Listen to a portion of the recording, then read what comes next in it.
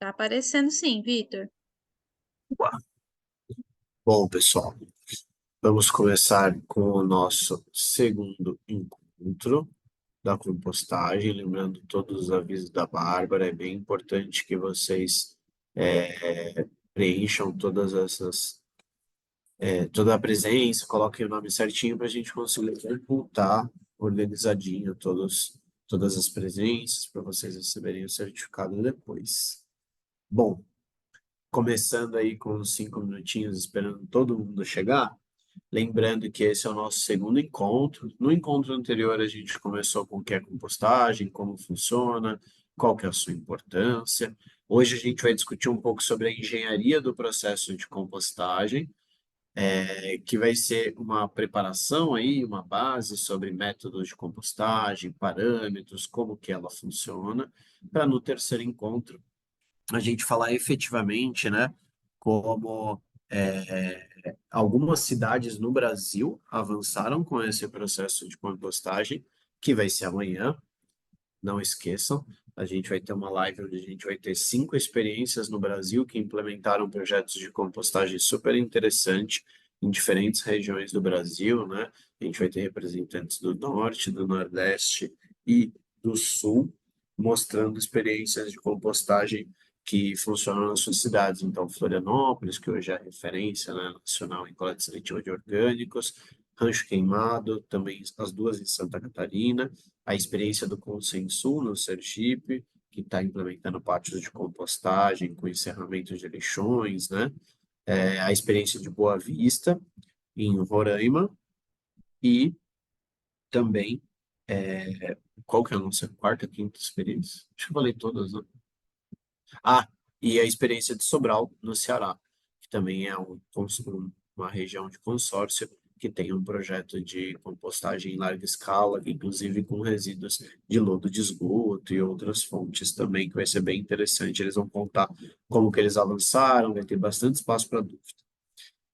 Bom, já avisando a todo mundo, antes de começar, a aula, ela é densa no sentido de que tem bastante conteúdo e como todo o propósito do curso, a ideia é passar para vocês as noções gerais sobre essas informações e aí a gente vai ter informações adicionais depois para vocês conseguirem buscar mais informação para se aprofundar, né? É impossível a gente falar de todo o conteúdo aqui na 1 hora e meia, mas a gente vai tentar fazer o máximo, mas que ao final da aula a gente tem todos os conteúdos para vocês se aprofundarem. Lembrando que a gente tem o WhatsApp para tirar dúvidas, né? A gente está sempre de olho no WhatsApp. A ideia é pegar as dúvidas que forem surgindo no WhatsApp para trazer para as aulas, e no final dessa aula vocês podem ir mandando suas dúvidas aí no chat também, que a gente vai sempre compilando para, seja no momento do encontro da mentoria, a gente também tirar, ou possivelmente a gente ir tirando no fim do nosso encontro, caso sobre alguns minutinhos para a gente tirar dúvidas. Tá bom? Bom, lembrando também, né, que a gente tem no nosso Drive todo esse conteúdo para vocês acessarem. Mas retomando um pouquinho dos conteúdos que a gente começou. Deixa eu só. Os paineizinhos no Zoom ficam o tempo inteiro aparecendo aqui. Mas lembrando que a gente conversou no último encontro, né? A definição do que é a compostagem, os 4 pontos da compostagem. Por que que é isso importante a gente lembrar, né? Que a compostagem é um processo aeróbico, biológico, termofílico em geral, né? Principalmente quando a gente está falando de compostagem em maior escala, e que o final do processo de compostagem tem que produzir um material estável, né? Porque a gente vai hoje discutir os métodos da compostagem, né? E os parâmetros que fazem com que isso aconteça. Então, basicamente, quais que são os parâmetros da compostagem que a gente vai explicar hoje, a importância deles dentro do processo de compostagem? Os principais são a relação carbono-nitrogênio, o indicador de temperatura, a umidade, o oxigênio e o pH são os principais indicadores assim do processo, mais um parâmetro de entrada na compostagem também, que é importante, é a granulometria, e a gente vai explicar o que cada um significa para esse processo de compostagem. Vamos iniciar pelo oxigênio e o porquê o oxigênio ele é tão importante, né? O oxigênio ele tem uma importância muito grande, igual a gente tinha comentado na primeira aula, que é, se não tiver oxigênio, não é compostagem, porque se não tiver oxigênio, o que acontece com a respiração biológica, né? A respiração dos micro-organismos que fazem a decomposição, se não tiver o oxigênio nessa fórmula química que eu estou mostrando aqui no slide, ele vai gerar metano. E aí vira o outro processo que a gente comentou, que é o processo de digestão anaeróbica.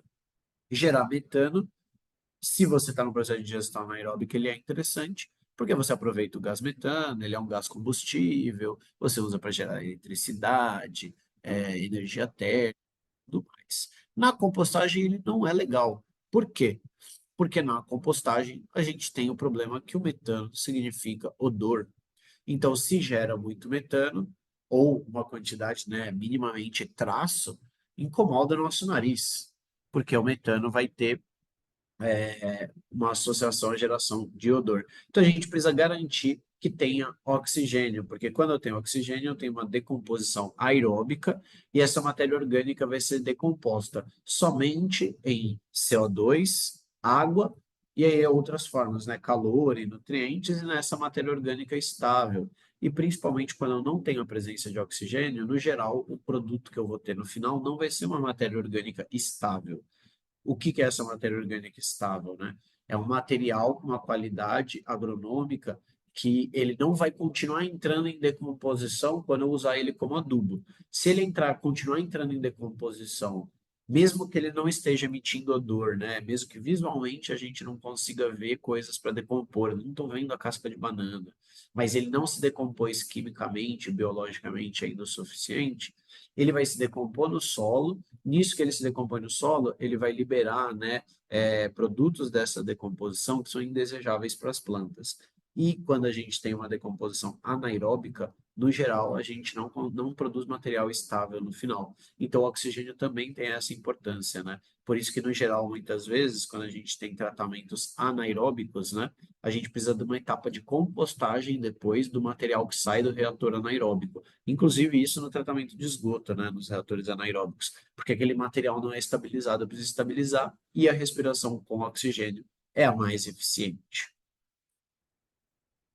E aí, a questão da oxigenação está conectada muito diretamente com a umidade. No geral, para a gente garantir que a gente consiga uma oxigenação eficiente, eu também tenho que controlar a umidade. Por quê?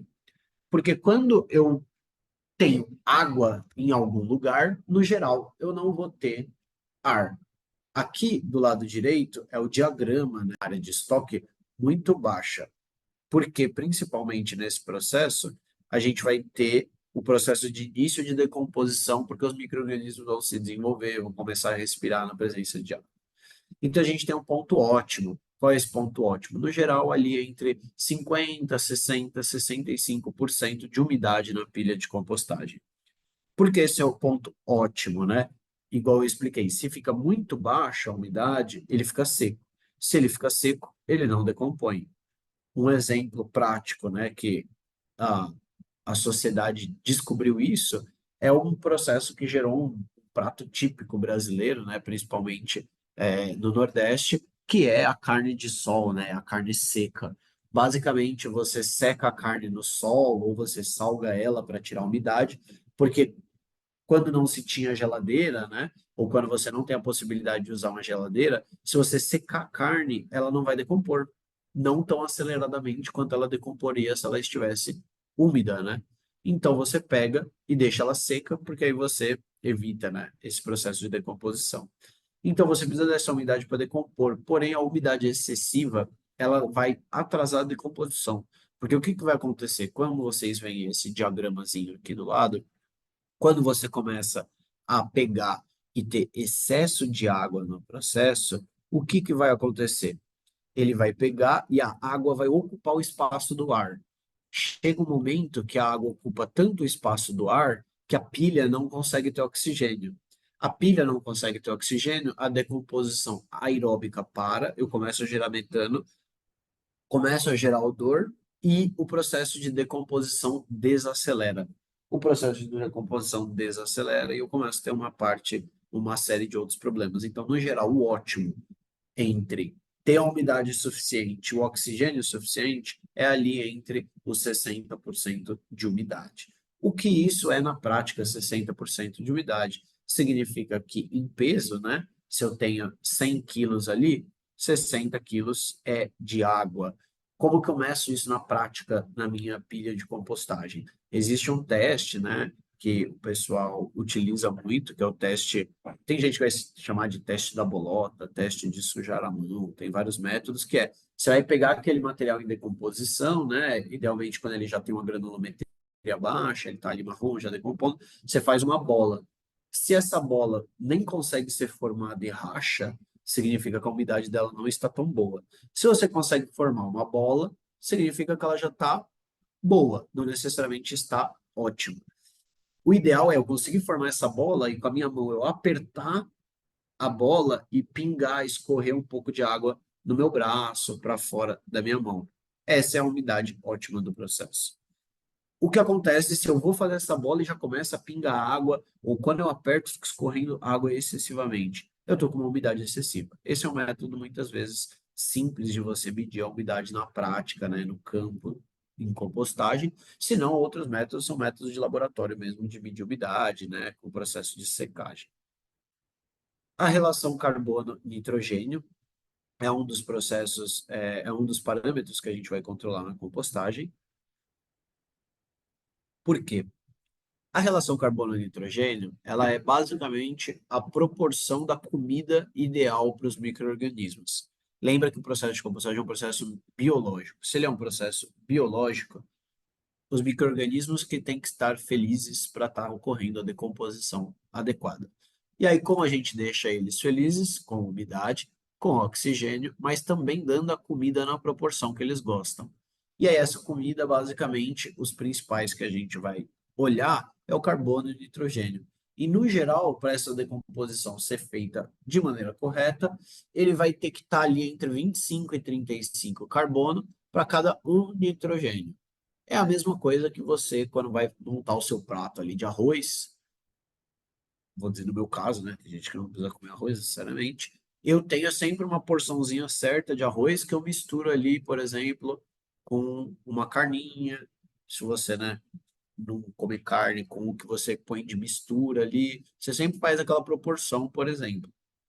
E aí é a mesma coisa para os micro-organismos. Para ele comer aquele tanto de arroz, ele precisa de um pedacinho de carninha. É a mesma coisa nesse processo. No geral, o que ele vai comer principalmente vai ser o carbono, né? Que é a matéria orgânica, é o que eu quero decompor. Ele vai precisar de nitrogênio para conseguir fazer a síntese desse carbono, né? Que a gente vai chamar. E aí, para cada carbono que ele for comer, né? Para cada mais ou menos 30 carbonos, ele vai usar ali um nitrogênio.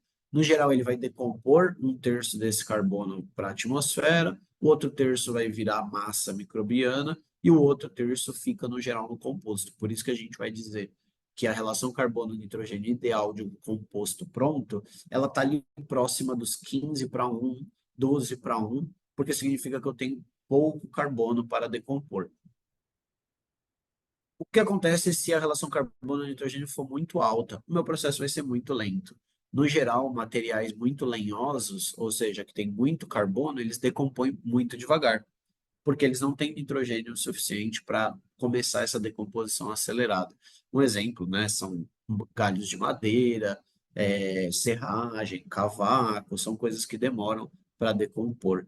Coisas que têm uma relação carbono-nitrogênio às vezes mais baixa, como por exemplo uma grama verde, ou por exemplo um exemplo de sangue, né? Por exemplo, tem uma relação carbono e nitrogênio muito baixa, às vezes ele vai ser mais acelerado para decompor, né? Ou, por exemplo, plantas leguminosas, que são aquelas que têm a capacidade de nitrificação, né? De pegar nitrogênio do ar e colocar nas suas raízes, né? No solo, principalmente, e aí elas se desenvolvem, como, por exemplo, o feijão, elas vão decompor muito mais rápido, porque elas têm uma quantidade de nitrogênio maior na sua composição, que acelera o processo de decomposição.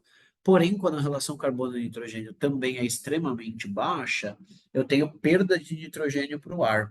Porque o que acontece? Se eu tenho muito nitrogênio disponível, os micro-organismos também não vão assimilar esse nitrogênio na velocidade que seria necessária.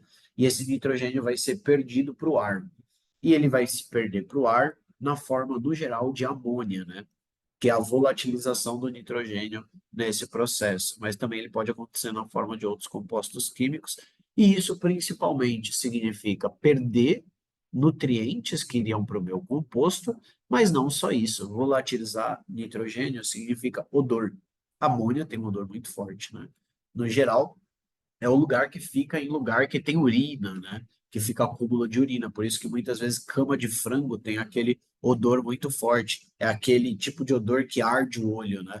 Que arde até mesmo a respiração. Então você tem, isso significa que você pode estar com uma relação carbono-nitrogênio muito baixa, a volatilização de amônio. Ela também acontece em processos de compostagem que estão muito secos. Você também, quando você tem uma umidade muito baixa, acontece a volatilização da amônia também. É aqui do lado direito algum exemplo da relação carbono-nitrogênio de alguns tipos de resíduo.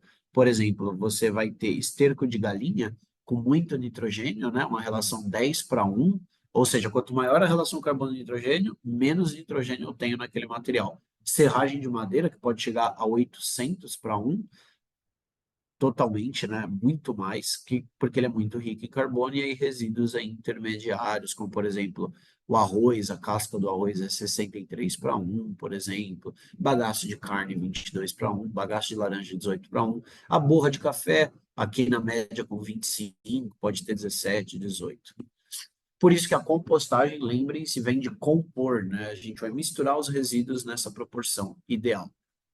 E aí, muitas vezes, a gente vai se utilizar de alguns insumos para corrigir essas propriedades. Muitas vezes a gente vai usar dois tipos de insumo, né? Vai depender do seu método de compostagem. Mas, por exemplo, o agente material estruturante, que significa normalmente um material que vai dar porosidade para o ar entrar, para eu garantir o oxigênio entrar, mas ele também, o material estruturante, muitas vezes a gente não usa ele só para garantir que o ar entre, né? Para dar estrutura para a pilha. Ele também vai servir para adicionar carbono na pilha. E ele também vai servir para garantir que a umidade não seja alta, porque no geral, por exemplo, a poda triturada, ela é mais seca que a comida, ela tem mais robustez, né, em granulometria, e ela vai pegar e dar carbono. Então, normalmente o material estruturante ele vai fornecer essas três propriedades boas para o resíduo, né? Que é garantir uma estrutura para entrar oxigênio, ele vai reduzir a umidade, porque se eu pegar, por exemplo, resíduo urbano doméstico, a umidade pode chegar a 80, 75%, né? Por exemplo, se eu pegar uma couve-flor, uma alface, 90% é água. Eu misturo com o meu material estruturante, eu reduzo também a umidade. E aí não fica aquela paçoca, né? Aquela papa que não entra resíduo. A poda ela vai dar essa estrutura. E aí você vai ter outros materiais que podem ser usados para isso também, como por exemplo, folha seca e algumas outras coisas. E o material de cobertura, que muitas vezes a gente vai usar ele para cobrir, né? Justamente para evitar uma volatilização de odor também. Aí aqui, só deixando uma recomendação para vocês de uma planilhinha, né, que a Embrapa tem, que pode ser utilizada para cálculo de relações carbono-nitrogênio, que é a Compost Calc. Lá eles têm uma planilha onde você adiciona, eu quero pôr tanto de grama, tanto de um resíduo X, e aí eles vão calculando automaticamente qual que vai ser a relação carbono-nitrogênio final, aí você pode ir testando. A única coisa é que muitas vezes resíduos urbanos ainda não estão nessa planilha, mas você consegue fazer algumas alterações e modificações lá. O pH é um parâmetro importante, porque o pH ele vai dizer sobre a acidez do processo. Se o material for muito ácido ou muito básico, né, ele vai tender a retardar esse processo de decomposição. Ah, mas por quê? É a mesma história. Os micro-organismos que cuidam do processo de compostagem, eles não gostam de trabalhar fora dessa faixa ideal. Se for muito ácido, eles começam a ficar lentos, né? Imagina se você vai comer uma coisa ácida, dá seu problema de estômago, tudo, você tende a ficar mais lento, você trabalha pior, né? É a mesma coisa com esses micro-organismos. Se ficar muito ácido, eles desaceleram o trabalho deles e o processo de compostagem fica mais lento. Se fica muito básico, a mesma coisa. Então, no geral, eles vão gostar de um pH levemente neutro, né? Então, ali entre 6,5 e 8. Ah, mas como é que eu vou saber o pH dos meus resíduos? Com análise química, no geral, você consegue chegar nisso, mas a boa notícia é que, no geral, resíduos, principalmente de origem urbana, você não vai ter um problema muito grande de pH. No geral, resíduos, né, como sobras de alimento, poda, grama, esses resíduos mais comuns, você não vai ter uma mistura final com um pH fora desse ideal. Então, você não vai precisar corrigir ele. Quando que às vezes você vai ter esse problema maior de pegar e ter que corrigir um pH? Quando às vezes você tem uma recepção de alguns resíduos, por exemplo, industriais, como por exemplo, se atende uma indústria de tomate, recebe um monte de polpa de tomate, ou por exemplo, você recebe lodo de esgoto, e esse lodo de esgoto ele passa por um processo de pré-tratamento antes de ir para a compostagem. Eles lá na planta de lodo de esgoto, eles jogam cal no lodo e fazem algum processo na etapa de tratamento que muda o pH dele. Aí você às vezes vai precisar corrigir esse pH quando chega na unidade de compostagem para otimizar esse processo. Como que você vai corrigir o pH? Adicionando alguns aditivos corretores de pH. Sejam ácidos, caso você queira baixar o pH, sejam básicos, caso você queira aumentar o pH, como por exemplo cal. A gente usa, por exemplo, calagem de solo para corrigir a acidez do solo do Brasil, é muito comum. É uma coisa que também se usa na compostagem. E a granulometria? A granulometria do resíduo, ela é principalmente importante porque por causa do efeito sal de frutas, né, que às vezes a gente aprende na, na escola, né? Ah, se eu tomar sal de fruta em comprimido, né, em pastilha ou em pó, né? O que é melhor? No geral, o em pó ele tem uma ação mais rápida, porque quando você joga ele na água, ele já efervescência, você toma, ele é acelerado. Se você toma a pastilha, nem sei se tem, né? Ele vai demorar mais. Por quê? Porque quanto menor o tamanho da partícula, a reação química associada àquele processo, ela é mais rápida. Então, quanto menor, mais rápido vai ser a decomposição. Porém, qual que é o problema desse processo, né, para a compostagem? Quanto menor a partícula, o que que acontece? Eu vou voltar aqui no exemplo da umidade, que é quanto menor essas partículas marrons aqui, mais apertadas elas vão estar. Ou seja, esse espaço entre as partículas, né, que está aqui free airspace, vai ser menor e eu vou ter um fluxo de ar muito menor entre as partículas. Ou seja, os micro-organismos não vão conseguir acessar o oxigênio para decompor essas partículas, mesmo que elas sejam pequenas. E aí, no geral, a gente tem um problema que é, se eu trituro muito o resíduo, por exemplo, eu vou triturar para decompor o mais rápido possível. No geral, eu vou ter um problema de oxigênio porque não vai ter entrada suficiente de oxigênio. Eu vou ter que dar um jeito do ar entrar no meio dessas partículas, porque o espaço para o ar passar por ali de maneira natural fica muito pequeno. E aí gera esse outro problema. Então, no geral, qual que é a granulometria ótima? Muitas vezes a granulometria ótima vai depender do método. Se é um método que você não quer acelerar, né, o processo e você vai deixar que o ar entre livremente, ou seja, por convecção e difusão, você precisa de granulometria alta, porque se você triturar tudo, vai ficar uma placa e o ar não entra. Então, no geral, você vai precisar de uma granulometria alta para esse resíduo. Muitas vezes ali entre 3 a 8 centímetros do tamanho das partículas, né? É muito variável o ideal para esse caso, para o ar poder passar no meio da pilha. Mas se você tem um processo de revolvimento automático, um reator, ou aqueles processos de hélice, que fica girando o resíduo o tempo inteiro, garantindo que ele fique exposto a ar, aí muitas vezes o pessoal tritura, né? E aí você vira aquela maçaroca, tudo. E aí você às vezes mistura com poda só para dar o mínimo de porosidade. Mas no geral o pessoal acaba usando assim a densidade da pilha de compostagem pós-mistura para saber se está ideal a granulometria para o processo de compostagem. Isso sem um processo, sem ser um processo de reator com revolvimento. Mas, no geral, a gente vai dizer que a mistura final, a granulometria, ela está adequada quando a gente está com uma densidade ali entre 400 e 600 quilos por metro cúbico da pilha. Normalmente uma faixa de densidade ideal para o ar conseguir se movimentar dentro da sua pilha de compostagem. E aí vocês vão estar pensando, nossa, é muito parâmetro para monitorar. Eu não consigo monitorar esses parâmetros todos, o que que eu faço? Calma, né? Existe, no geral, o principal parâmetro que a gente acaba monitorando. Muitas vezes, esses parâmetros que a gente mencionou anterior, você vai calcular ele uma, duas, três vezes, e aí, se o seu fluxo de resíduos foi muito parecido constantemente, né? Todo dia o resíduo que chega é bem parecido, você já começa a ter o seu mix, né? Você define o mix da sua unidade de compostagem ideal. Ah, é 30% de comida, com 30% de poda, com 15% de folha, com o resto de grama, sei lá. E aí você sempre vai fazer esse mix, né? E aí como que você vai acompanhar se o processo de compostagem ele está acontecendo da maneira correta? A temperatura. A temperatura, ele é o indicador principal do processo de compostagem, porque ele tem a capacidade de sintetizar se os outros parâmetros estão bem. Por quê?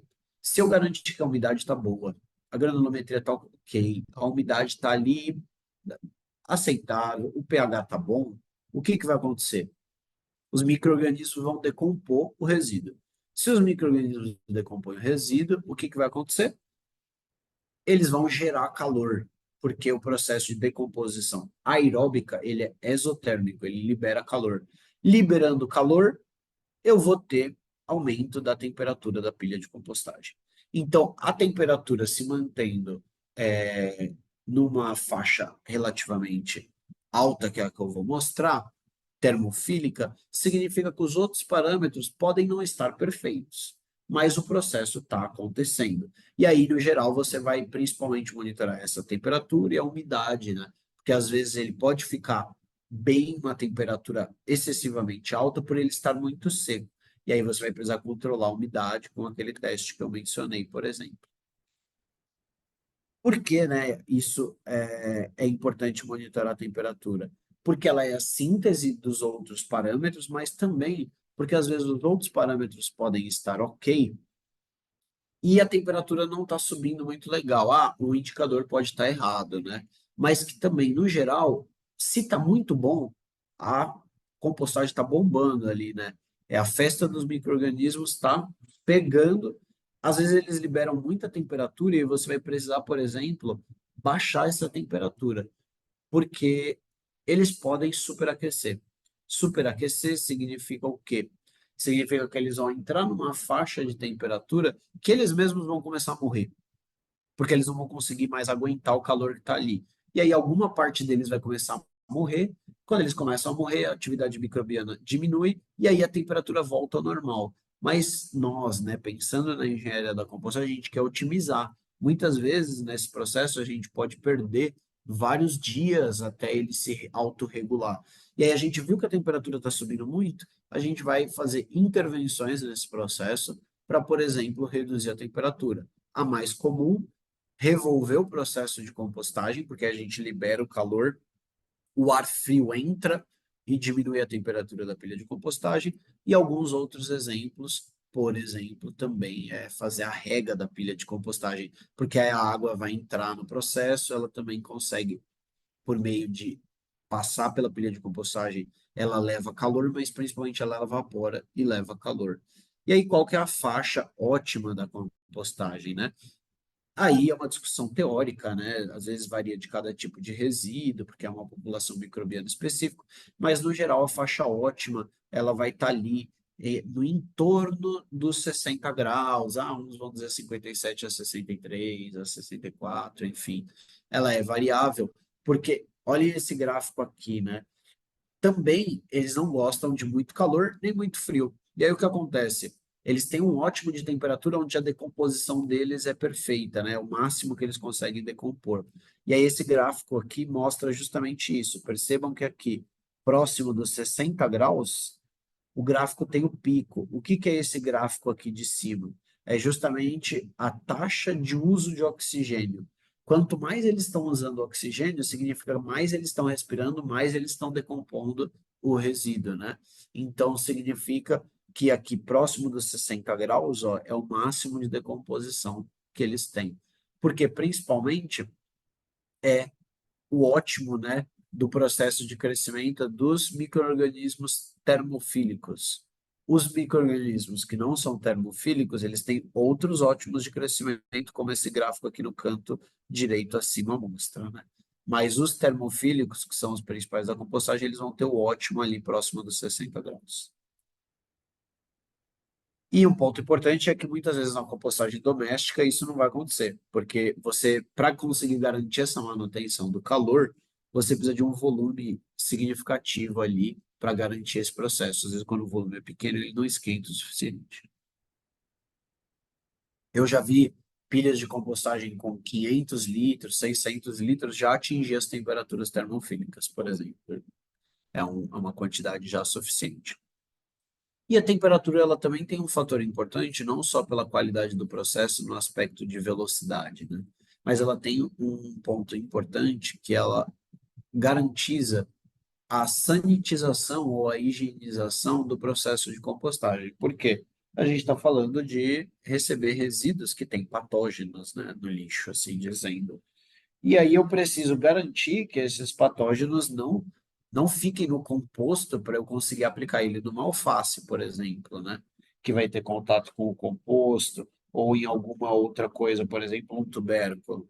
Então, a temperatura alta, ela vai garantir que esse resíduo sofra um processo de sanitização. E aí a gente tem a resolução CONAMA 481 de 2017, né?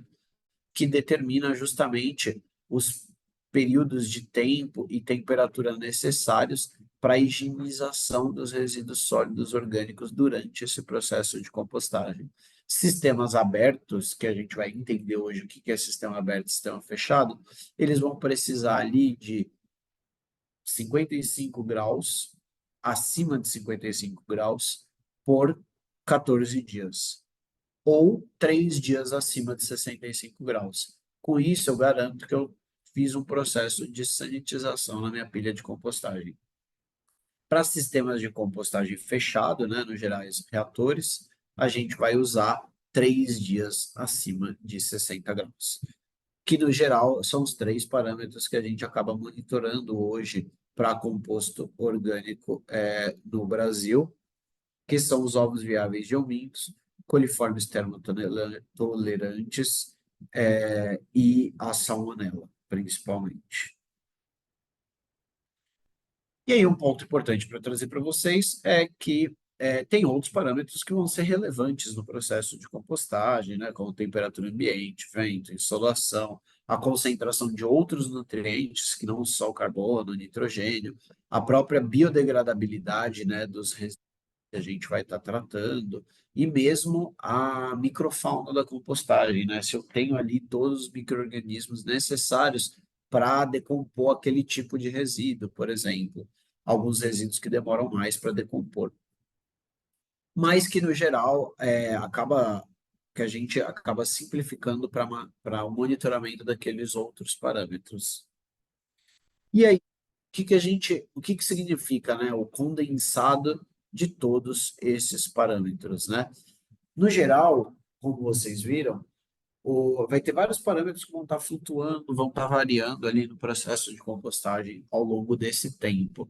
E aí a gente vai monitorando ali a temperatura, a umidade, para ver como que está avançando. E aí, para saber se a compostagem terminou ou não, eles vão se somando no que a gente simplifica a compostagem, possivelmente o máximo da simplificação, em duas fases. que é a fase ativa ou fase de oxidação, ou seja, quando eu estou tendo uma decomposição acelerada.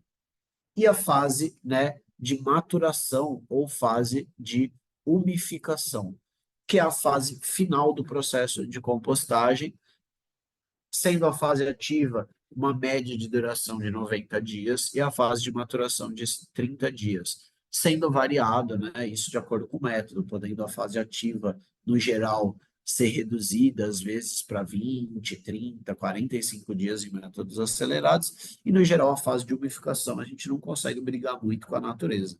É o tempinho dela mesmo ali, o composto vai ser umificado, vai ter o processo de troca, uma presença de macro-organismos que vão infestar a pilha, né?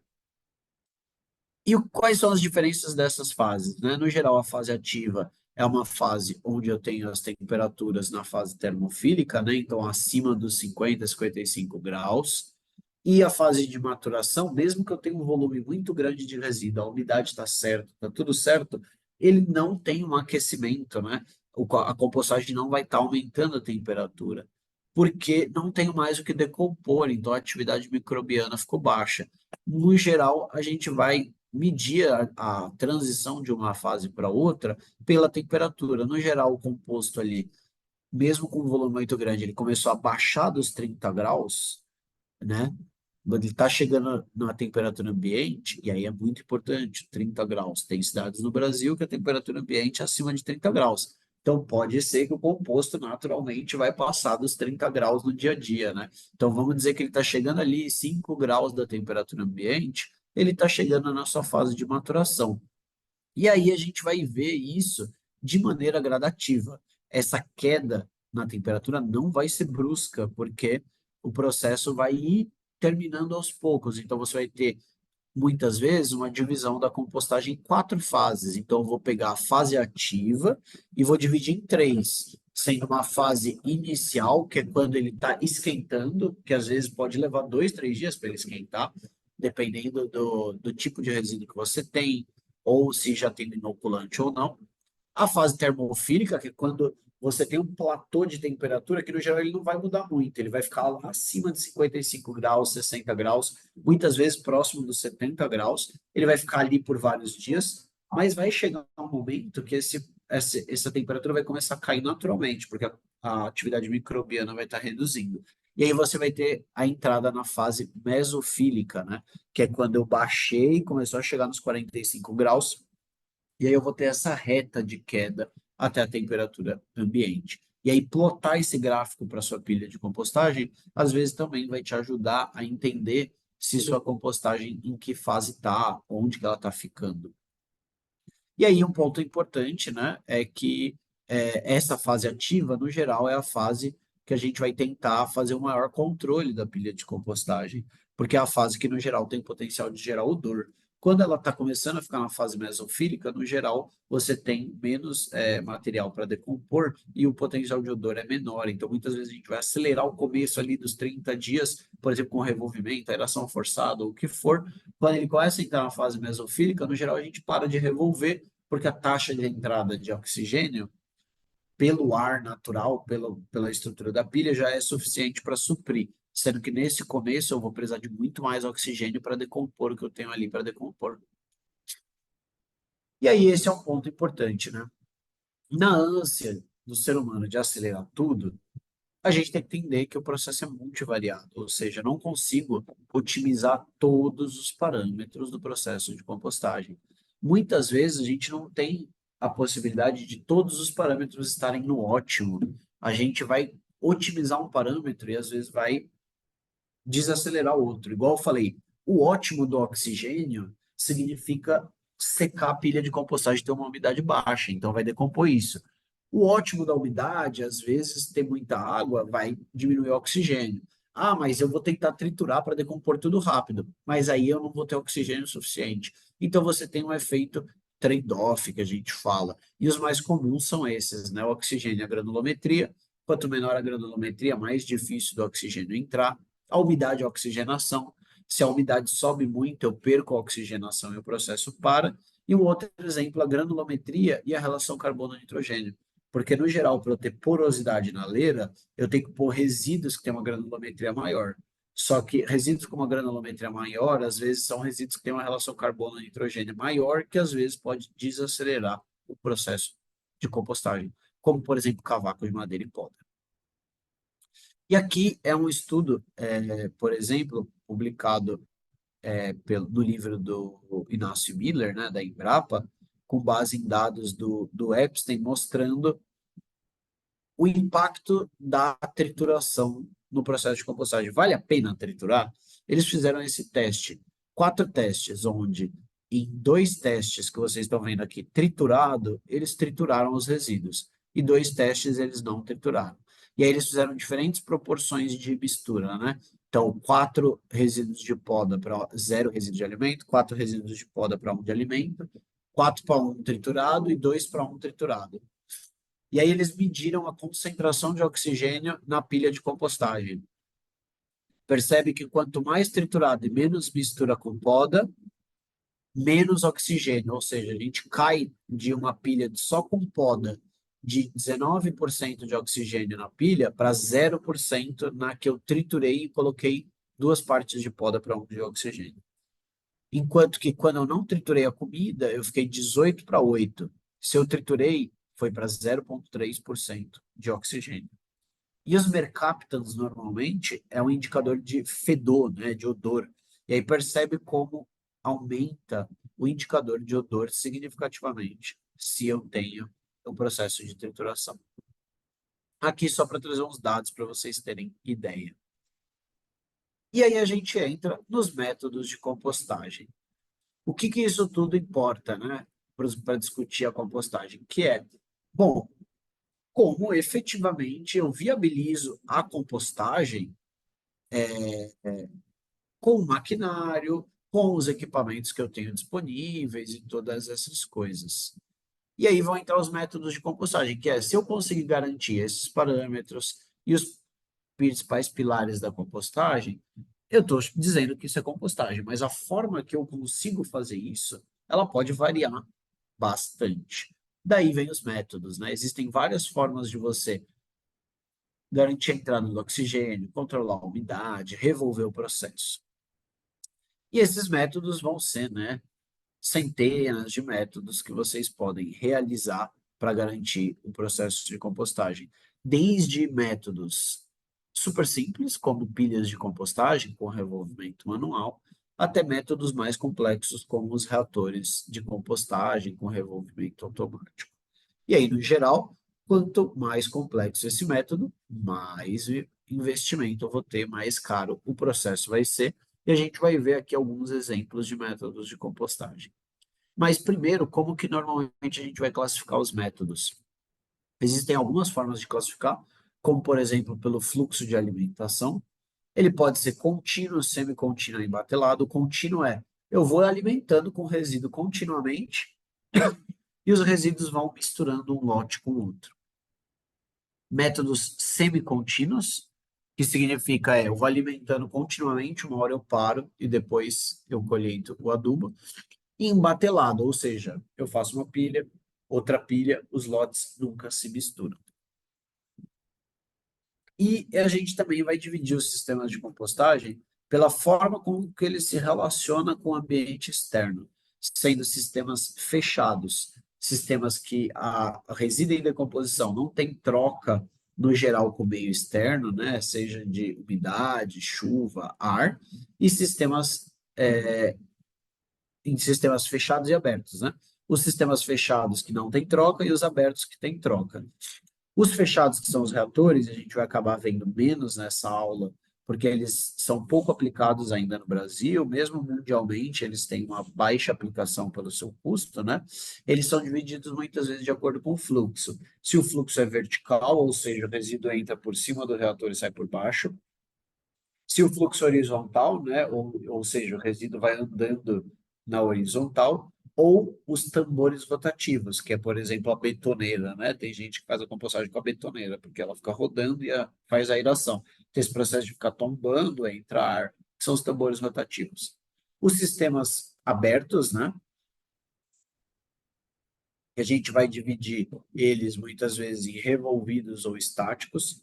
Os revolvidos significa que eu vou ficar mexendo na pilha, né? Conforme ela vai avançando na compostagem, eu vou remexer ela, eu vou revolver ela para auxiliar a entrada do ar, não necessariamente para injetar ar, mas para auxiliar a entrada do ar, reestruturar a pilha, às vezes por reta escavadeira, às vezes por maquinário específico, como as compostadeiras agrícolas, ou os métodos estáticos, onde a pilha ela não sai daquele lugar, né? Ela fica no mesmo lugar ao longo do processo de compostagem, e aí a gente vai dividir como que o ar entra.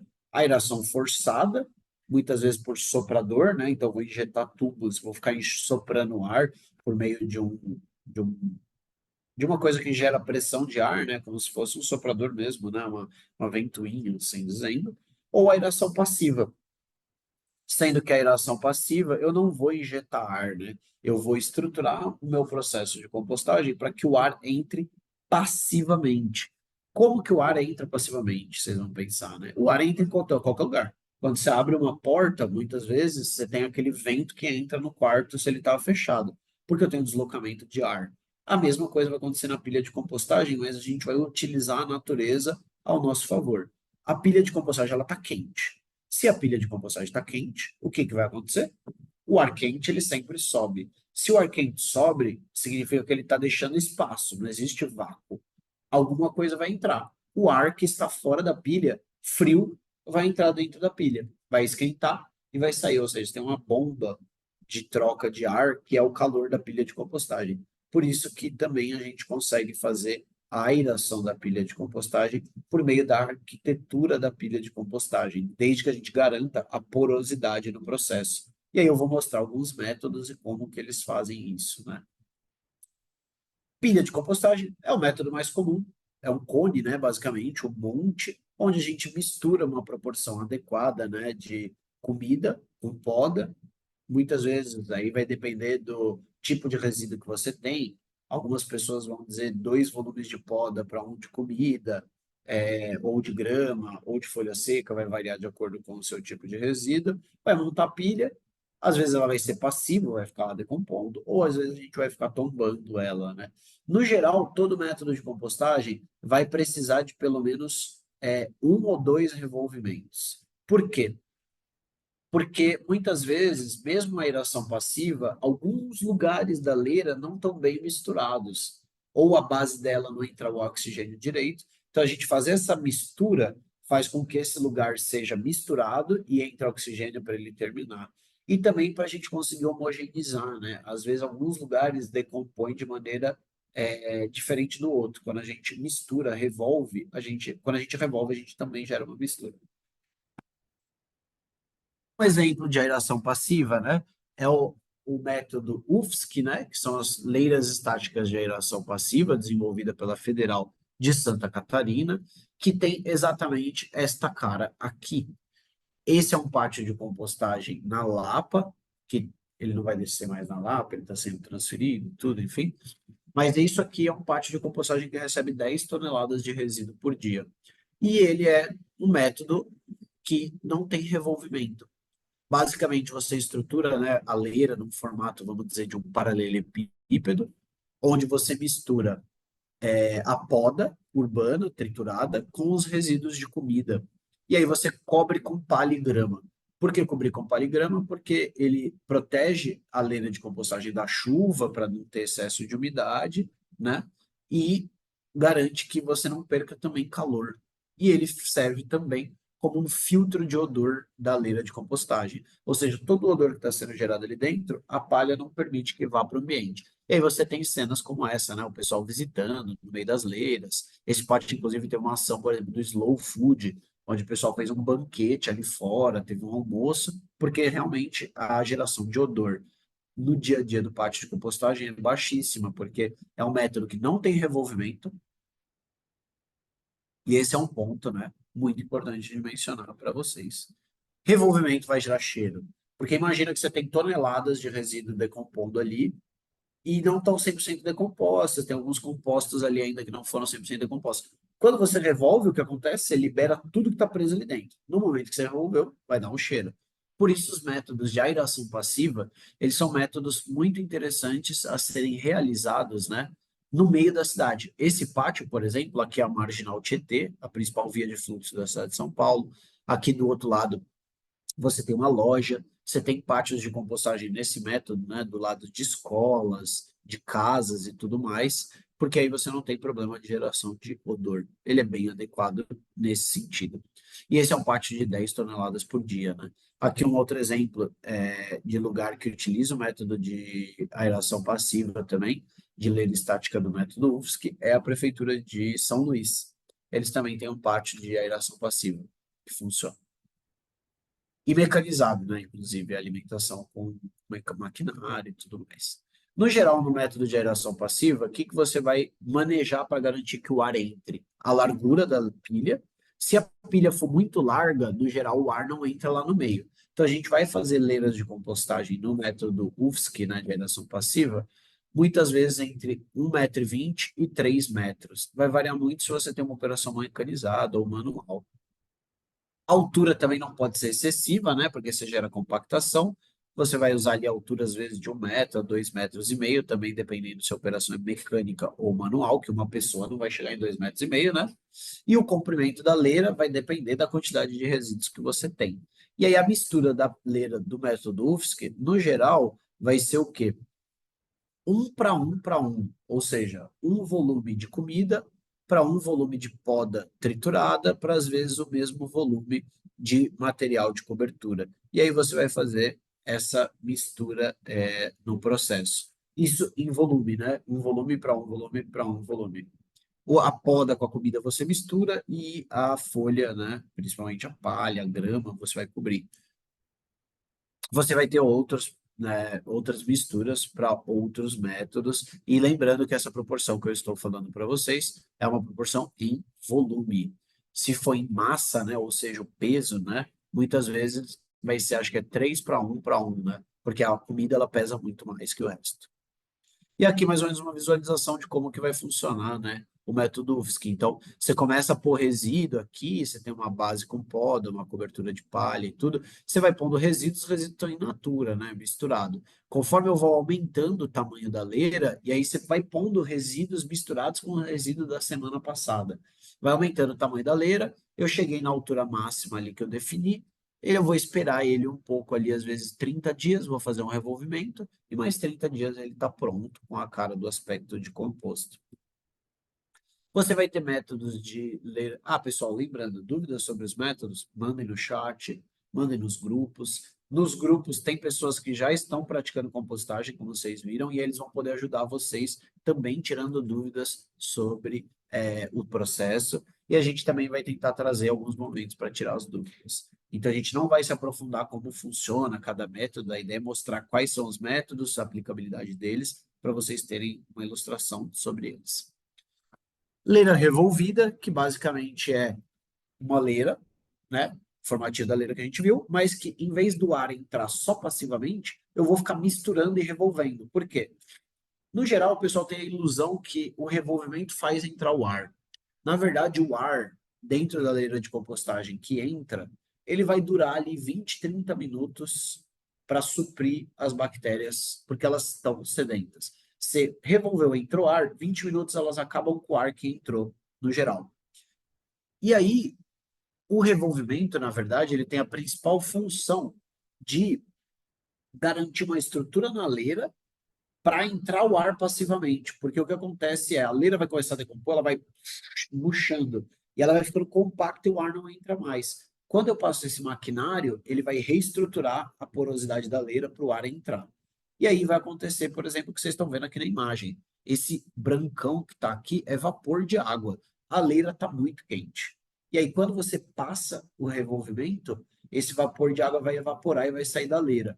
Por isso que muitas vezes a gente revolver a leira de compostagem é uma forma de reduzir a temperatura, mas também de secar a leira de compostagem. Se eu tenho uma leira de compostagem muito úmida, eu revolver ela também ajuda a secar, porque o vapor de água acaba evaporando. Aqui é uma visualização bonitinha, né, de um pátio de compostagem acho que é na Bélgica, é da Comptech, do site deles, da Menart, desculpa. de um pátio de compostagem, como ele funciona nesse método com o revolvimento, né? Então, você tem a pilha, e aí a própria máquina desenha a leira de compostagem. E aí o dimensionamento do pátio vai depender da máquina que você vai usar. Você vai ter máquinas que vão ter 5 metros de largura, 2 de altura, 4 de largura, 1,5 m de altura. Vai ser muito variável. E aí você, no geral, vai conseguir ter sistemas diferentes, né? Esses dois que eu mostrei para vocês são implementos no trator. Então, você vai ter que ter um trator adequado para engatar esse maquinário, e aí esse maquinário vai passar com o tratorzinho do lado, igual vocês estão vendo aqui. Qual que é o problema? Você perde em área o trator andando no meio da leira, e área a gente sabe que é custoso, e é um problema, às vezes, a gente ter área disponível. E aqui, por exemplo, é um revolvedor, que vocês estão vendo bem diferente, que é utilizado pela Prefeitura de Boa Vista. O pessoal vai apresentar amanhã para vocês, mas eles meio que desenvolveram esse sistema de revolvimento com uma empresa local, porque muitas vezes os que a gente tem hoje no mercado acabou sendo custoso. E aí eles conseguiram esse processo de com um fornecedor local, desenvolver um sistema de revolvimento para acoplar no trator e passar nessa leira de compostagem que eles têm lá em Boa Vista. Uma outra solução para esse processo de revolvimento são os compostadores autopropelidos, né? Ou seja, você não pega o implemento e acopla no trator, você compra uma máquina compostadeira, né? Assim dizendo. E aí ela faz isso. E aí essa máquina, por exemplo, da Menart é um exemplo que a gente tem. Olha o que ela está fazendo, basicamente, percebam o como está seco aqui na frente, né? Tá bem marrom clarinho e atrás do compostador está escuro. Por quê? Porque quando você revolve, você mistura e homogeneiza a umidade. E você vai ter maquinários que, inclusive, vão regar o processo, né? E eles vão injetar água. Muitas vezes você vai ter um caminhão-pipa aqui do lado jogando água enquanto ele mistura, né? Porque, no geral, a injeção de umidade você tem que misturar também para homogeneizar a umidade. E aqui um exemplo, por exemplo, da usina Verde de Campinas, onde eles fazem compostagem de poda, lodo de esgoto e resíduos, né, também de sacolão, né, de mercados públicos, como frutas, legumes e verduras. O processo de compostagem aqui, como que funciona também com um compostador autopropelido. Percebe a diferença entre os corredores, né? Aqui você tem um corredor muito maior, então o espaço aqui que você tem 3 leiras, em um autopropelido, às vezes você vai ter 5 leiras, porque só tem o espaço da rodinha mesmo aqui, passar do lado. Aqui, depois vocês vão ter acesso aos slides, aí tem um vídeo desses compostadores mexendo para vocês verem como que funciona. Qual que é o problema desses métodos? Gera odor, no geral. E aí, gerando dor, eles às vezes não são muito adequados se você estiver numa área intraurbana ou periurbana, com vizinhança, por exemplo. Porque você vai estar revolvendo o tempo inteiro, é diferente do método de aeração estática, né? Que você vai revolver só quando você for coletar o adubo final. E aí, por isso, existem métodos de aeração forçada. Não só pelo odor, os métodos de revolvimento são inadequados para alguns lugares, mas o custo, às vezes, operacional, de maquinário, você ter o maquinário, né, para ficar revolvendo, quebra, não sei o quê, não sei o que lá.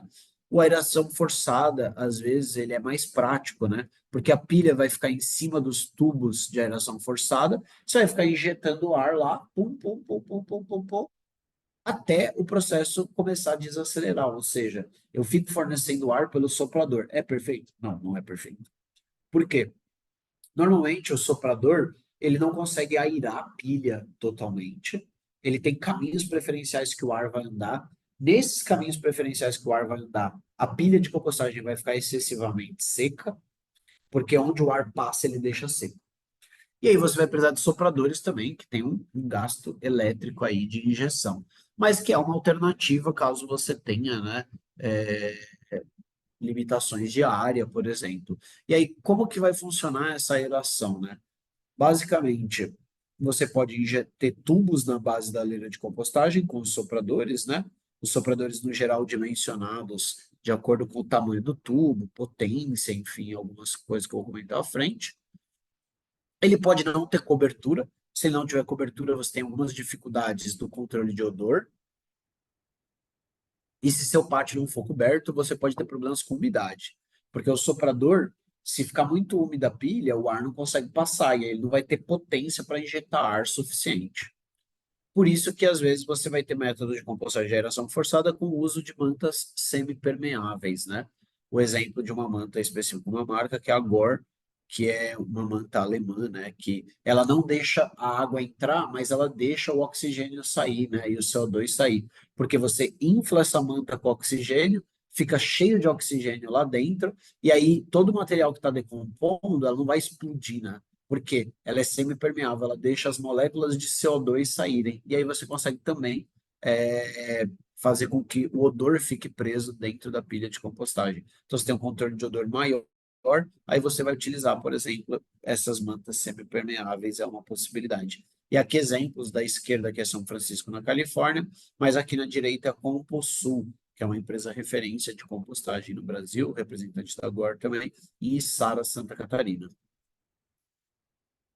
Além disso, você também vai ter algumas divisões, né? Você pode ter a injeção desse ar por tubulação, né? Tubos PVC perfurado, ou algumas coisas mais especializadas nisso, mas também você pode ter aeração pelo piso, por baixo do piso, né? E aí você tem uma vantagem, porque, por exemplo, quando você tem a tubulação acima do piso, pensa que você vai estar mexendo com uma pá carregadeira, né? Alguma coisa assim. Muitas vezes você pode quebrar essa tubulação ao longo do tempo. E muitas vezes esses tubos vão ser descartáveis, porque quando você vai coletar o adubo, quebra o tubo, aí você tem que tirar, trocar a tubulação, pôr novos tubos, por exemplo. Quando você faz a tubulação dentro do piso, toda essa injeção vem por baixo da pilha. E aí você vem com a pá carregadeira aqui raspando o chão, e aí você reduz esse custo, por exemplo. Aí aqui é um exemplo de como o pessoal constrói, né, o sistema de tubulação embaixo, aí joga o concreto em cima e fica as canaletinhas que vão injetar o ar, e aí você vai depositar o resíduo aqui em cima desse piso. E aí o dimensionamento dos sopradores ele vai ser muito variado, né? Tem toda a especificação do fornecedor, tem toda uma engenharia por trás, mas muitas vezes vai depender do que você controla, né? No geral, você usa sensores para controlar, às vezes, a temperatura, ou de tempo ou de temperatura. Se você quer regular a temperatura, você vai ter um sensor lá que, se a temperatura caiu, baixou, aumentou, ele vai injetar ar de acordo com isso, ou o tempo. Igual eu falei, existe às vezes um número mágico no processo, né? Que é a gente sabe por estudos que em 20 minutos acaba o oxigênio na pilha de compostagem. E aí você vai ter métodos de compostagem com aeração forçada que vão controlar por tempo. Ah, se é 20 minutos, é 20 minutos sem injetar ar, aí eu vou ficar 5, 10 minutos injetando ar, aí eu paro. 20 minutos, aciono de novo. É um exemplo, ou muitas vezes os operadores vão desenvolver a percepção ali com base em medições de campo, seu tipo de resíduo, em quanto tempo acaba o oxigênio.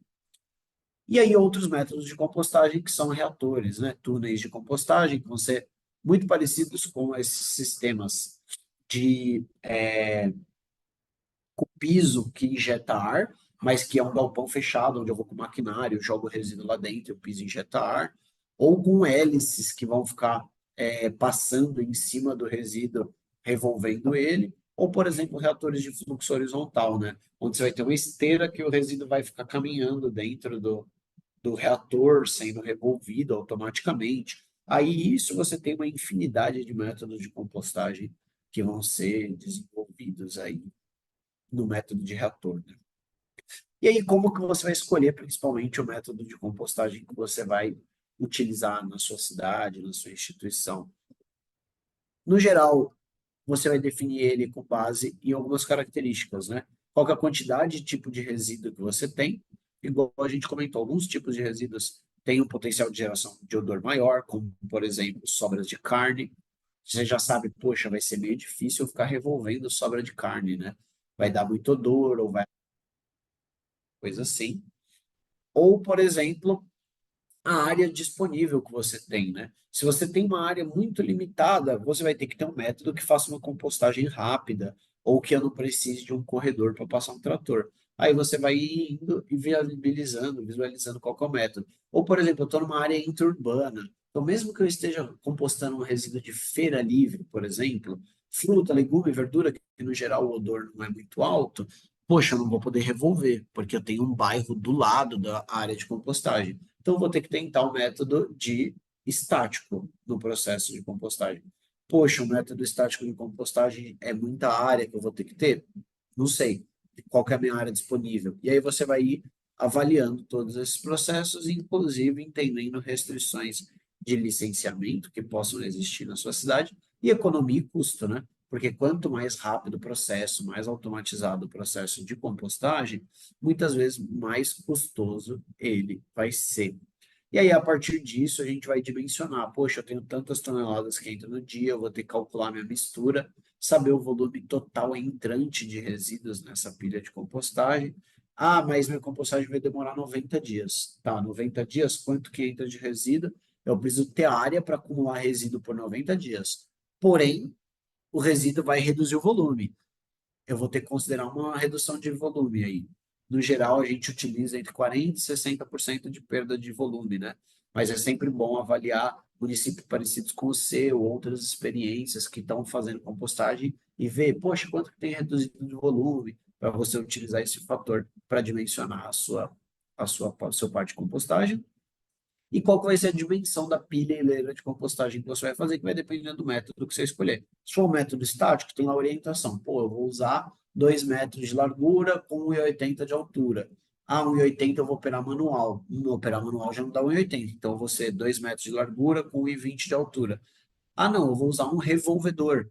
Eu vou usar a especificação do revolvedor. O revolvedor ele tem o quê? 4 metros de largura por 1,5 metro de altura. Essa é a minha especificação. Ou eu vou buscar um outro fornecedor que tenha uma altura maior, por exemplo, caso você escolha pelo método de revolvimento. E aí você vai saber, né, quantas pilhas você vai ter. Aqui tem, por exemplo, um exemplo de como calcular, né, uma equação de como calcular isso, que é basicamente você vai ter a quantidade de resíduo que entra vezes a densidade, né, desse resíduo, vezes o fator volumétrico de mistura, então eu entro isso tudo de resíduo, mas eu vou ter que adicionar mais para cada quantidade de resíduo que eu vou colocar, eu vou pôr mais um volume de material estruturante. Então você tem que multiplicar isso por 2 vezes o tempo de residência que vai ficar. Então, poxa, se eu tenho 10 toneladas todo dia e esse resíduo eu estou projetando que ele vai demorar 90 dias para ficar pronto, então 10 toneladas por dia vezes 90 dias. E aí você divide normalmente pela área da seção da leira, pela pilha, vai dar qual que é o comprimento de leira que você tem que ter. E aí você vai descobrir pelo tamanho do seu pátio compostagem, você precisa de, bom, eu preciso de 300 metros de leira. Poxa, mas minha área só tem 100 metros, então você vai precisar de 3 leiras, né? Se precisar de 300 metros, então você precisa de 100 metros, 100 metros, 100 metros vai dar os 300 metros. Aqui é só um exemplo, tá? Você pode ter outras formas de pensar dimensionamento, como a área da pilha de compostagem. Ah, o pátio de compostagem com 12 leiras, com 20 metros, composta 10 toneladas, você replica, existem simplificações. E aqui é, por exemplo, um quadrinho depois para vocês verem, comparando os métodos de compostagem com relação à demanda de área. Quanto o método estático vai demandar mais área do que um reator, por exemplo. Mas, no geral, o reator vai ter um tempo de cura muito maior, né? Vai demorar um pouco mais, ele vai precisar. Só que o método estático precisa de mais material vegetal para misturar. O método de reator ou de revolvimento precisa de menos, mas o de revolvimento ele tem um custo energético maior, um investimento maior. E lembrando, né, eu vou passar rápido por aqui, mas para vocês terem ideia que você precisa pensar em áreas adicionais para a compostagem, e não só a área da leira de compostagem. Você precisa de área de estoque do composto e dos insumos que você vai usar, né? Então, material estruturante, a poda, material de cobertura, a palha, a grama, se você for ter material de cobertura. Se você for misturar mais alguma coisa na compostagem, você tem que ter estoque para isso. Você precisa de áreas de apoio, né? Como escritórios, vestiários, balança, para pesar esse resíduo, espaço para o trânsito de caminhão e manobra, e também não só a leira de compostagem, você tem que ter o espaço entre as leiras de compostagem de acordo com o método. Ah, eu vou ter um manejo manual. Dá para ter entre 1,5 metro e 3 metros ali. Mas, poxa, eu vou manejar com uma bobcat. Uma bobcat, talvez 3 metros seja suficiente. Ah, não, às vezes eu vou entrar com uma pá carregadeira. Uma pá carregadeira você vai precisar talvez de uns 6 metros entre cada leira de compostagem. Ah, não, eu tenho um compostador autopropelido. Poxa, você consegue reduzir. E aí você tem outras infraestruturas que vão estar no seu pátio de compostagem, né? Tipo, uma cerca viva, o próprio sistema de drenagem e tubulação, com caixa de visita, caixa de coleta, caixa de estoque de composto, por exemplo. E aqui um exemplo para vocês terem ideia de geração de efluentes no processo. Aqui é um exemplo do método UFSC, que a gente tem estudos do professor Henrique Miller, né, e do pesquisador do Caio Teves Inácio, que, por exemplo, o método UFSC, caso você não tenha o pátio de compostagem com uma cobertura, né, para não ter entrada de chuva, no geral você não usa no método UFSC, você vai ter um sistema de drenagem, que basicamente é um corte em V no solo embaixo, né, com tubulação, uma geomembrana, e aí você vai ter uma média de geração ali de 0,5 litro por dia por metro quadrado de leira. Ou seja, se você tem uma leira ali, né, de, vamos supor, 2 metros por 8,5 metros, eu vou ter 17 metros quadrados de leira, então, em 30 dias, eu vou ter cada leira gerando, por mês, 255 litros, por exemplo. Ah, eu quero ter um estoque de lixiviado com segurança para 4 meses, então eu vou precisar de um estoque para essa leira, única leira de 1.000 litros. Se eu quiser mais fator de segurança, aí você vai aumentando suas caixas de estoque. Esse é um exemplo para o método UFSC, que é um dos métodos que mais gera lixiviado. Por quê? Porque ele é um método estático, ou seja, eu não revolvo para ir evaporando a umidade, e porque você tem exposição dele ao tempo, então você tem entrada de chuva e tudo. Alguns outros métodos de compostagem, que você tem cobertura e revolvimento, a geração de lixiviado é menor. E aí o que vai acontecer? Vai variar com o método. Se você tem um método de compostagem que, por exemplo, toda a chuva que entra no pátio de compostagem mistura com a pilha de compostagem, você vai ter que usar a pluviometria do seu lugar para calcular o quanto que vai gerar, né, de lixiviado, porque vai misturar com a água da chuva. Se tiver um pátio muito grande, vai ser impossível, porque muita água da chuva vai te dar um problema significativo. Ah, eu tenho um sistema de sem cobertura e sem mistura de água. Nesse sistema, você vai ter que entender se você vai revolver muito. Se você revolver muito, às vezes você vai secar a pilha, você vai ter uma geração de lixiviado baixa. Ah, não, eu não revolvo. A leira vai choromar, às vezes vai ter que ter uma canaleta na lateral para coletar esse líquido, né? E aí você vai calcular de acordo com o volume de resíduo, a quantidade de umidade desse resíduo que vem, você vai ter uma estimativa da geração de lixiviado. Aqui tem alguns materiais de consulta para vocês se aprofundarem nesses conteúdos técnicos sobre os pátios de compostagem. Indico principalmente o guia do IPT, né, de implantação de unidades de compostagem para tratamento de resíduos orgânicos. Tem vários fatores técnicos para vocês considerarem e muito bom também o conteúdo da FAPESC, né, que é o critérios técnicos para elaboração de projetos de operação e monitoramento de pátios de compostagem de pequeno porte. Lá tem várias especificações dos sistemas de drenagem e tudo mais para vocês visualizarem. E para fechar bem rapidinho, um ponto importante a ser considerado é que a gente passou principalmente pelos métodos de larga escala, mas é muito importante você também somar no seu processo de compostagem municipal soluções de compostagem descentralizada, comunitária, para reter o resíduo em loco. E aí, basicamente, qual que vai ser a engenharia do negócio, né? A gente vai basicamente pegar e tentar modular esses sistemas para lugares mais compactos e muitas vezes sistemas bonitinhos, né? Por exemplo, você tem a compostagem doméstica, as caixas empilhadas, que podem ter minhoca ou não. Você tem o método de compostagem Takakura, né, que o pessoal utiliza. Você tem o método Lajes, que é muito utilizado também quando você tem um quintal e consegue ter um espaço para colocar esse resíduo, mas que muitas vezes nesses métodos em menor escala, principalmente com minhoca, você vai ter algumas limitações do que pôr, que as minhocas não aguentam, mas também que por ser de pequeníssima escala, né, esses domésticos, no geral, ele não vai ficar termofílico. Então, ele não vai sanitizar, matar larva de mosca. E aí, se você colocar, por exemplo, carne e alguns outros tipos de resíduo, você vai atrair, né, mosca, essas coisas, e vai dar bastante cheiro. Vai desenvolver larva e tudo mais. Compostagem comunitária, normalmente o método UFS, que também funciona bem, foi da onde ele surgiu. Aqui é o exemplo da Revolução dos Baldinhos, que foi o projeto pioneiro aí de compostagem urbana no Brasil, que muito provavelmente reaviveu, né, a crença na compostagem nacionalmente, e adaptações para compostagem em baias, por exemplo, né, com baia de madeira, com tela de arame, aí o pessoal vai de acordo com a sua capacidade, né, de design da coisa, imaginativa. Você pode fazer com pallet, com outros sistemas bonitinhos, de acordo com esse lugar. Sempre lembrando que você não pode vedar o sistema de compostagem, que se você vedar, não entra ar direito. Então, o ideal é sempre ser uma estrutura que permita a troca de oxigênio com o meio externo, como, por exemplo, essas telas de arame. E aí, também trazer um ponto para vocês, fechando os últimos minutinhos da nossa aula, que também a gente tem a importância da compostagem como ferramenta de educação ambiental e sensibilização. Então, a gente tem um potencial muito grande de implementar esses sistemas descentralizados também nas escolas, mas principalmente associado, né, à educação ambiental. Então, aqui um exemplo de projeto de compostagem escolar que a Morada da Floresta teve, por exemplo, em Ilhabela, onde as composteiras foram implantadas nas escolas, com minhocários e tudo, e isso serviu como uma ferramenta de educação e sensibilização sobre a importância. Às vezes você nem vai conseguir compostar tudo que a escola gera, mas você vai utilizar isso como uma forma para educar as crianças, né? Sensibilizar, muitas vezes até ajudar a mobilizar a cidade, né? Porque as escolas levam para casa para melhorar a coleta seletiva. E exemplo de cartazes, né? Que foram desenvolvidos depois com o resultado dessa sensibilização nas escolas, por exemplo, de combate ao desperdício, porque eles falaram, poxa, realmente a gente desperdiça muito, né?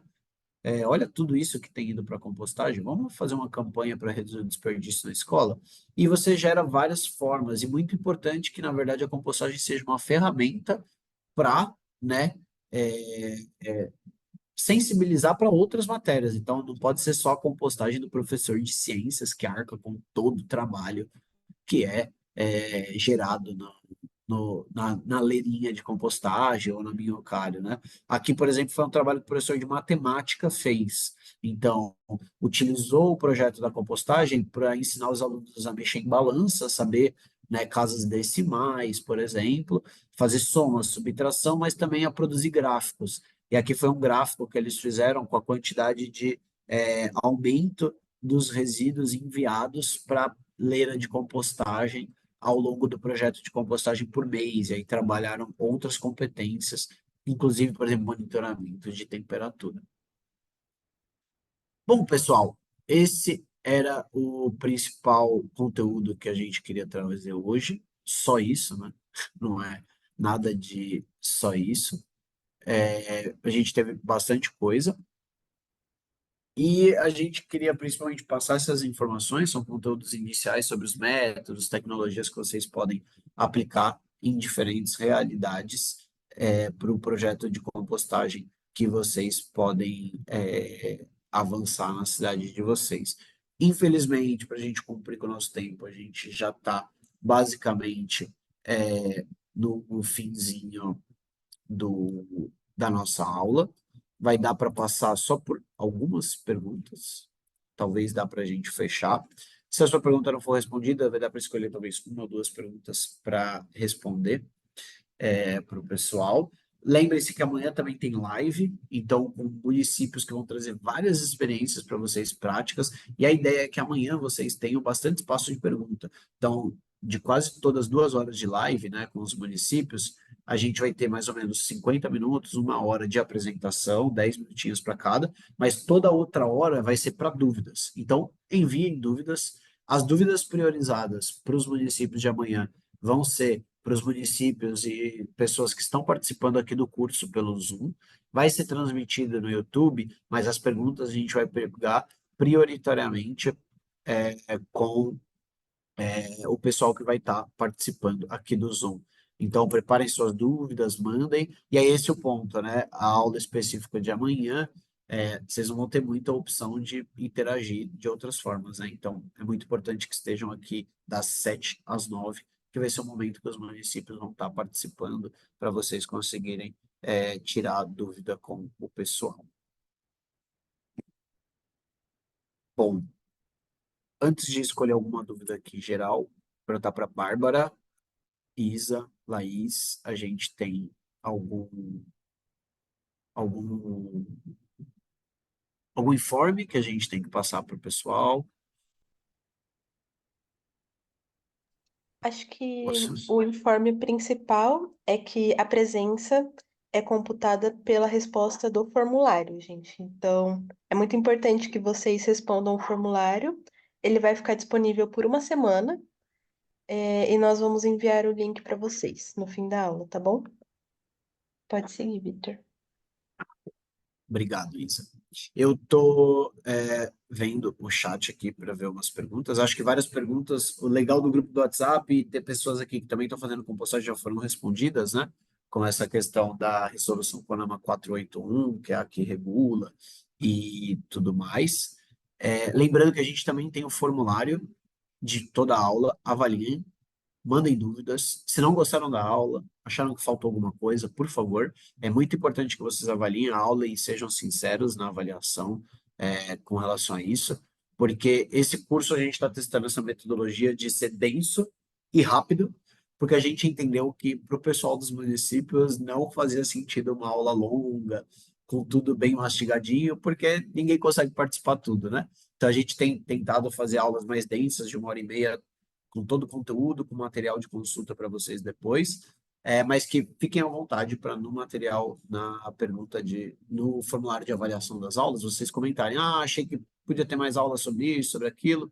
É muito importante, a gente leva em consideração e a gente deve ter mais edições desses cursos ainda online, né? Então a gente vai sempre atualizando.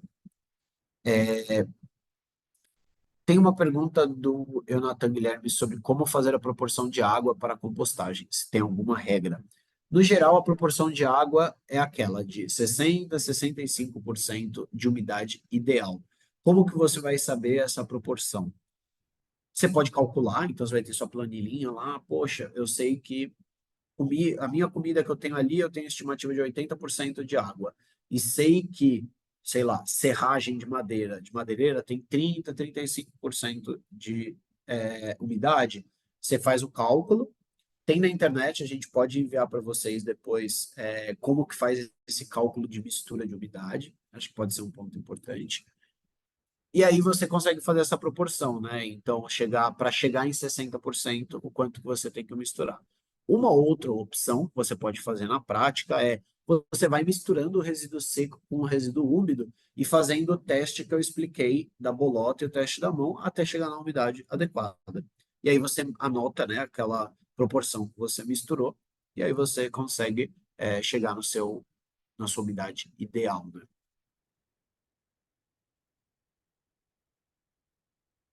Uma outra pergunta que tem aqui no chat, lembrando que perguntaram, né, que podem mandar também mais outras perguntas que lembraram ao longo do curso, é sobre a coleta de resíduos orgânicos.